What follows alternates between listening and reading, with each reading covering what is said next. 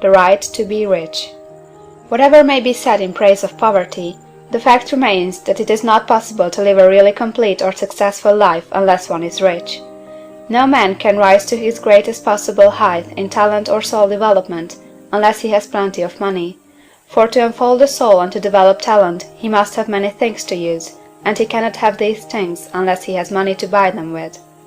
A man develops in mind, soul, and body by making use of things, and society is so organized that man must have money in order to become the possessor of things. Therefore, the basis of all advancement for man must be the science of getting rich. The object of all life is development, and everything that lives has an inalienable right to all the development it is capable of attaining. Man's right to life means his right to have the free and unrestricted use of all the things which may be necessary to his fullest mental, spiritual, and physical unfoldment, or, in other words, his right to be rich. In this book, I shall not speak of riches in a figurative way. To be really rich does not mean to be satisfied or contented with a little. No man ought to be satisfied with a little if he is capable of using and enjoying more. The purpose of nature is the advancement and unfoldment of life, and every man should have all that can contribute to the power, elegance, beauty, and richness of life. To be content with less is sinful. The man who owns all he wants for the living of all the life he is capable of living is rich, and no man who has not plenty of money can have all he wants.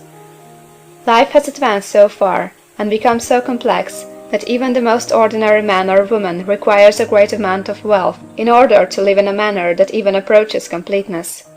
Every person naturally wants to become all that they are capable of becoming. This desire to realize innate possibilities is inherent in human nature. We cannot help wanting to be all that we can be. Success in life is becoming what you want to be. You can become what you want to be only by making use of things, and you can have the free use of things only as you become rich enough to buy them. To understand the science of getting rich is therefore the most essential of all knowledge. There is nothing wrong in wanting to get rich. The desire for riches is really the desire for a richer, fuller, and more abundant life, and that desire is praiseworthy. The man who does not desire to live more abundantly is abnormal, and so the man who does not desire to have money enough to buy all he wants is abnormal. There are three motives for which we live. We live for the body, we live for the mind, we live for the soul. No one of these is better or holier than the other. All are alike desirable, and no one of the three, body, mind, or soul, can live fully if either of the others is cut short of full life and expression. It is not right or noble to live only for the soul and deny mind or body, and it is wrong to live for the intellect and deny body or soul. We are all acquainted with the loathsome consequences of living for the body and denying both mind and soul, and we can see that real life means the complete expression of all that man can give forth through body, mind, and soul. Whatever he can say, no man can be really happy or satisfied unless his body is living fully in every function, and unless the same is true for his mind and his soul. Wherever there is unexpressed possibility, or function not performed, there is unsatisfied desire.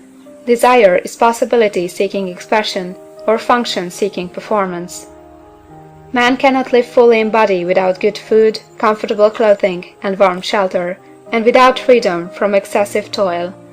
Rest and recreation are also necessary for his physical life. He cannot live fully in mind without books and time to study them, without opportunity to travel and observation, or without intellectual companionship.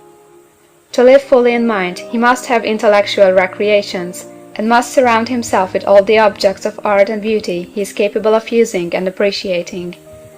To live fully in soul, man must have love, and love is denied expression by poverty. A man's highest happiness is found in the bestowal of benefits on those he loves. Love finds its most natural and spontaneous expression in giving. The man who has nothing to give cannot fill his place as a husband or father, as a citizen, or as a man.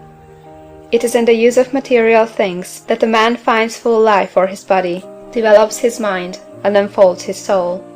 It is therefore for supreme importance to him that he should be rich. It is perfectly right that you should desire to be rich. If you are a normal man or woman, you cannot help doing so. It is perfectly right that you should give your best attention to the science of getting rich, for it is the noblest and most necessary of all studies. If you neglect this study, you are derelict in your duty to yourself, to God and humanity; for you can render to God and humanity no greater service than to make the most of yourself.